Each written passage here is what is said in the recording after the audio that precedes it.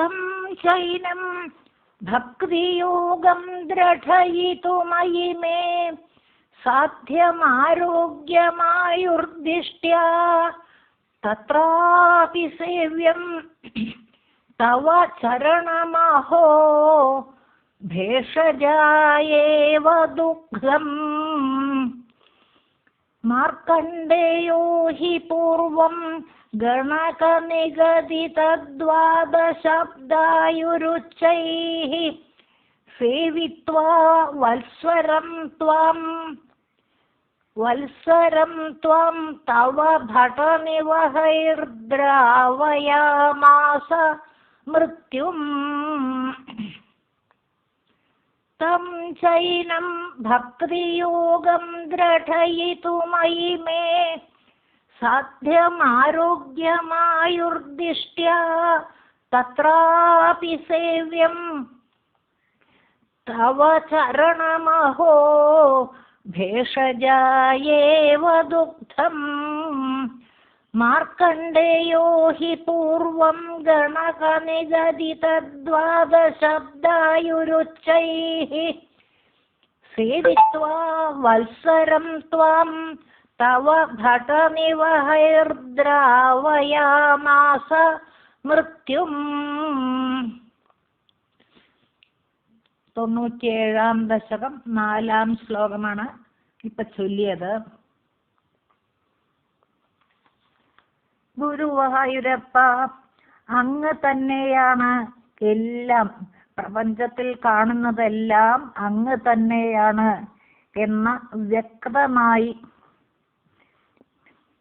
പ്രപഞ്ചത്തിൽ കാണുന്നത് എല്ലാം അങ്ങ് തന്നെയാണ് എന്ന ഭാവന വ്യക്തമായി പ്രകാശിക്കുന്നത് വരെ ഗുരുവായൂരപ്പ അങ്ങയെ പൂജിച്ച് എല്ലാം ഒന്നാണെന്ന ഭാവം വളരുമ്പോൾ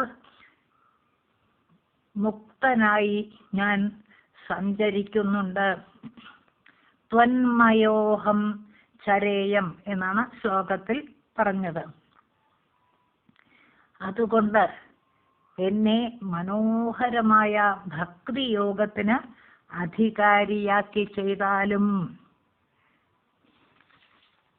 കഴിഞ്ഞ ശ്ലോകത്തിൽ പറഞ്ഞു, തസ്മാത് സർവാത്മനൈവ പ്രദിശ മമ വിഭോ ഭക്തിമാർഗം മനോജ്ഞം.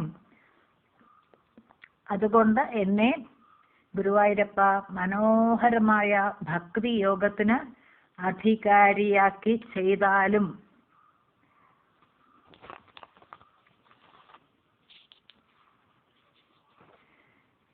ഭാഗവതധർമ്മം ഒരിക്കൽ സ്റ്റാർട്ട് ചെയ്താൽ പിന്നെ ഒരിക്കലും നശിക്കുന്നില്ല.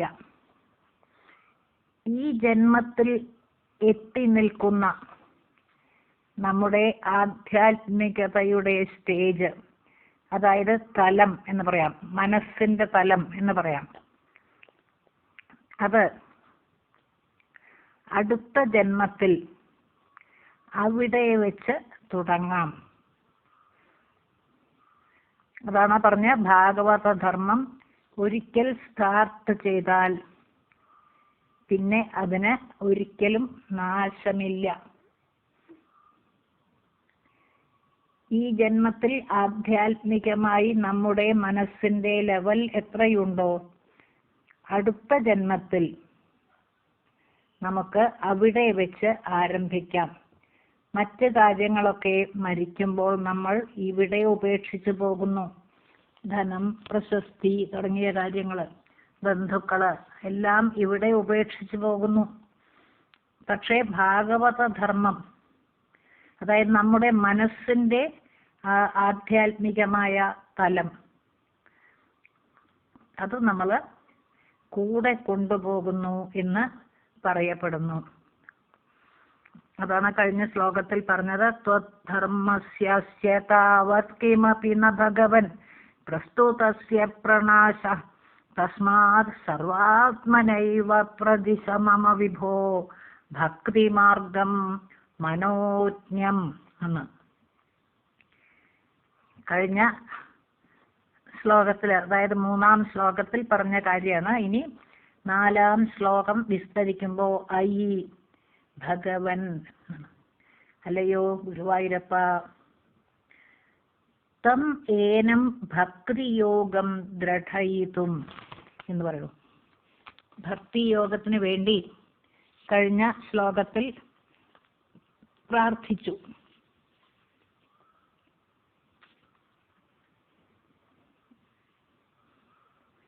പ്രതിശ മമ വിഭോ ഭക്തിമാർഗം മനോജ്ഞം എന്നൊക്കെ ഭക്തിക്ക് വേണ്ടി കഴിഞ്ഞ ശ്ലോകത്തിൽ പ്രാർത്ഥിച്ചു. അതാണ് അവിടെ പറഞ്ഞ തം ഏനം ഭക്തിയോഗം ദൃഢയിതും. അല്ലയോ ഗുരുവായൂരപ്പ, ഈ ഭക്തിയോഗം ഉറപ്പിക്കുന്നതിനായി എന്നാണ്. തം ഏനം ഭക്തിയോഗം ദൃഢയിതും എന്ന് പറയുമ്പോൾ ഈ ഭക്തിയോഗത്തെ ഉറപ്പിക്കുന്നതിനായി,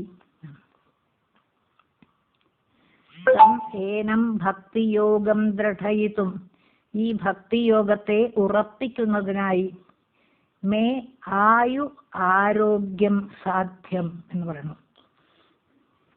ഈശ്വരനെ ഭജിക്കണമെങ്കിൽ നമുക്ക് ശാരീരികമായി നല്ല ആരോഗ്യം വേണം.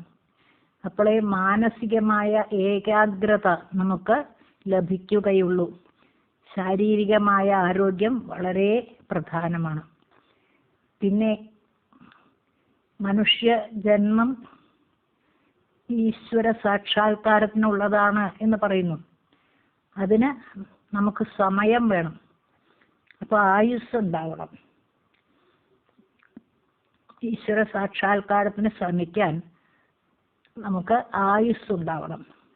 അതാണ് പറഞ്ഞ മേ ആയു ആരോഗ്യം സാധ്യം എന്ന് പറയുന്നു. അതായത് ഈ ഭക്തിയോഗം ദൃഢയിതും, തം ഏനം ഭക്തിയോഗം ദൃഢയിതും മേ ആയു ആരോഗ്യം സാധ്യം എന്ന് പറയുമ്പോൾ ഈ ഭക്തിയോഗത്തെ ഉറപ്പിക്കുന്നതിനായി ഗുരുവായൂരപ്പ എനിക്ക് ആയുസ്സും ആരോഗ്യവും സാധിക്കേണ്ടതായിരിക്കുന്നു എന്നാണ്. അപ്പോൾ മേ ആയു ആരോഗ്യം സാധ്യം, എനിക്ക് ആയുസ്സും ആരോഗ്യവും സാധിക്കേണ്ടതായിരിക്കുന്നു. ഭക്തിയോഗത്തിലൂടെ ഈശ്വര സാക്ഷാത്കാരത്തിൽ എത്തണമെങ്കിൽ നല്ല ആരോഗ്യം വേണം, ആയുസ്സും വേണം. അതാണ് പറയണത് മേ ആയു ആരോഗ്യം സാധ്യം, എനിക്ക് ആയുസ്സും ആരോഗ്യവും ഗുരുവായൂരപ്പ സാധിക്കേണ്ടിയിരിക്കുന്നു. അഹോ ആശ്ചര്യം ദിഷ്ട്യാ തത്ര അതി. ഭാഗ്യം കൊണ്ട്, ദിഷ്ട്യ എന്ന് പറയുമ്പോൾ ഭാഗ്യം കൊണ്ട് അവിടെയും, അതായത് ആരോഗ്യത്തിന്റെ കാര്യത്തിലും, ആരോഗ്യത്തിന്റെ ആയുസ്സിന്റെ ഒക്കെ കാര്യത്തിൽ എന്നാണ് പറയുന്നത്. അഹോ ദിഷ്ട്യ തത്ര അതി. ആശ്ചര്യം ഗുരുവായൂരപ്പ, അവിടെയും ഭേഷജായ ദുഗ്ധം ഇവ എന്ന് പറയുന്നു. മരുന്നിനായിക്കൊണ്ട് പാല് എന്ന പോലെ എന്നാണ്. ഭേഷജായ ദുഗ്ധം ഇവ എന്ന് പറയുമ്പോൾ മരുന്നിനായിക്കൊണ്ട് പാല് എന്ന പോലെ തവ ചരണം സേവ്യം ഗുരുവായൂരപ്പ, അങ്ങയുടെ പാദങ്ങൾ തന്നെ ഭജിക്കപ്പെടേണ്ടതാണ്.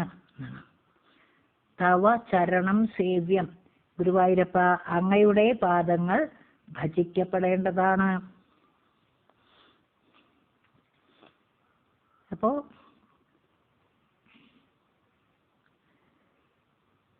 തം ഏനം ഭക്തിയോഗം ദൃഢയിതും മേ ആയു ആരോഗ്യം സാധ്യം ഗുരുവായൂരപ്പ,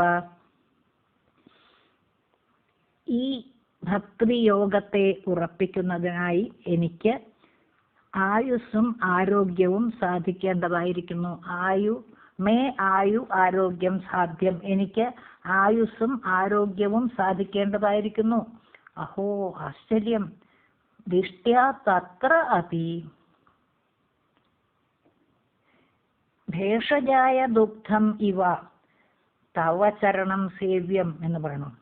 ദിഷ്ട്യാ തത്ര അപി ഭേഷജായ ദുഗ്ധം ഇവ തവ ചരണം സേവ്യം എന്ന് പറയുമ്പോൾ അഹോ ആശ്ചര്യം,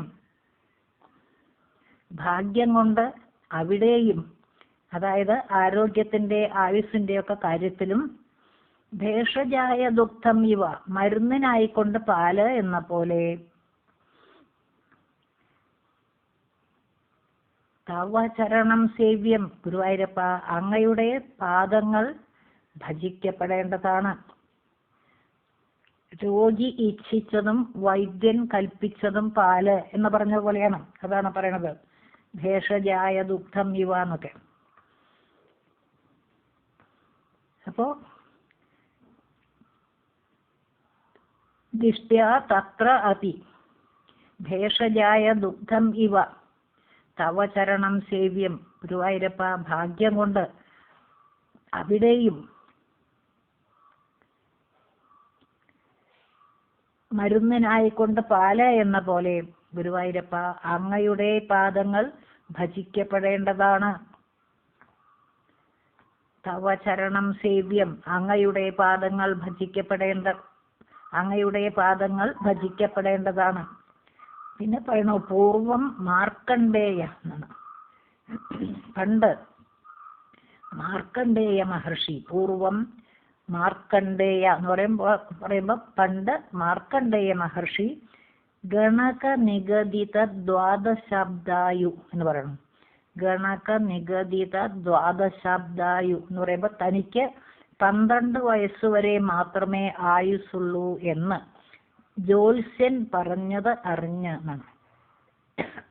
അപ്പോ പൂർവം മാർക്കണ്ഡേയ ഗണക നിഗദിത ദ്വാദശാബ്ദായു എന്ന് പറയുമ്പോ പണ്ട് മാർക്കണ്ഡേയ മഹർഷി തനിക്ക് 12 വയസ്സുവരെ മാത്രമേ ആയുസുള്ളൂ എന്ന് ജ്യോത്സ്യൻ പറഞ്ഞതറിഞ്ഞ് അദ്ദേഹം എന്ത് ചെയ്തു? ഉച്ചൈ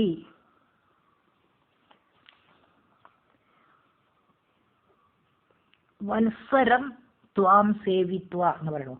ഉച്ചൈഹി വത്സരം ത്വാം സേവിത്വ എന്ന് പറയുമ്പോൾ ഉയർന്ന നിലയിൽ ഗുരുവായൂരപ്പ അങ്ങയെ ഒരു കൊല്ലക്കാലം സേവിച്ചിട്ട് എന്നാണ്. ഉച്ചൈ വത്സരം ത്വാം സേവിത്വ എന്ന് പറയുമ്പോൾ വളരെ ഉയർന്ന നിലയിൽ ഒരു കൊല്ലക്കാലം ഗുരുവായൂരപ്പ അങ്ങയെ സേവിച്ചിട്ട് മൃത്യും തവ ഭടനിവഹൈഹി ദ്രാവയാമാസ ഹി എന്നുണ്ട്. അപ്പൊ മൃത്യും തവ ഭടനിവഹൈഹി ദ്രാവയാമാസ ഹി എന്ന് പറയുമ്പോ മരണത്തെ ഗുരുവായൂരപ്പ അങ്ങയുടെ ഭടന്മാരുടെ സംഘത്താൽ ഓടിക്കപ്പെട്ടുവല്ലോ, അല്ലെങ്കിൽ മരണത്തെ ഓടിച്ചുവല്ലോ എന്ന് പറയാം. അപ്പോ മാർക്കണ്ഡേയ മഹർഷി ഈ ഗണക നിഗദിത ദ്വാദശാബ്ദായു തനിക്ക് 12 വയസ്സുവരെ മാത്രമേ ആയുസുള്ളൂ എന്ന് ജ്യോത്സ്യൻ പറഞ്ഞറിഞ്ഞ് ഉച്ചൈഹി വത്സരം ത്വാം സേവിത്വ ഉയർന്ന നിലയിൽ വളരെ ഏകാഗ്രതയോടുകൂടി ഒരു കൊല്ലക്കാലം, വത്സരം ത്വാം സേവിത്വ എന്ന് പറയുമ്പോൾ ഒരു കൊല്ലക്കാലം ഗുരുവായൂരപ്പ അങ്ങയെ സേവിച്ചിട്ട് മൃത്യും തവ ഭടനിവഹൈഹി ദ്രാവയാമാസ മരണത്തെ ഗുരുവായൂരപ്പ അങ്ങയുടെ ഭടന്മാരുടെ സംഘത്താൽ ഓടിച്ചുവല്ലോ, അല്ലെങ്കിൽ മരണം ഗുരുവായൂരപ്പ അങ്ങയുടെ ഭടന്മാരുടെ സംഘത്താൽ ദ്രാവയാമാസാഹി എന്ന് പറയുമ്പോ ഓടിക്കപ്പെട്ടുവല്ലോ. ഒരു പ്രാവശ്യം കൂടി പറയാം.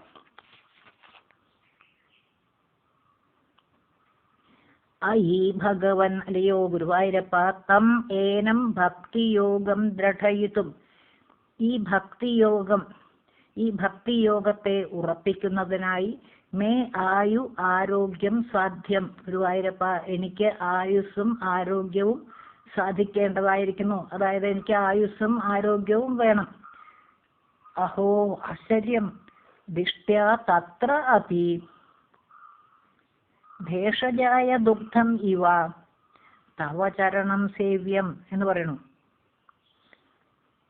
ഭാഗ്യം കൊണ്ട് അവിടെയും അതായത് ഈ ആരോഗ്യത്തിന്റെ ആയുസ്സിന്റെ ഒക്കെ കാര്യത്തിലും ഭേഷജായ ദുഗ്ധം ഇവ തവ ചരണം സേവ്യം, മരുന്നിനായിക്കൊണ്ട് പാല് എന്ന പോലെ ഗുരുവായൂരപ്പ അങ്ങയുടെ പാദങ്ങൾ ഭജിക്കപ്പെടേണ്ടതാണ്. പൂർവം മാർക്കണ്ഡേയ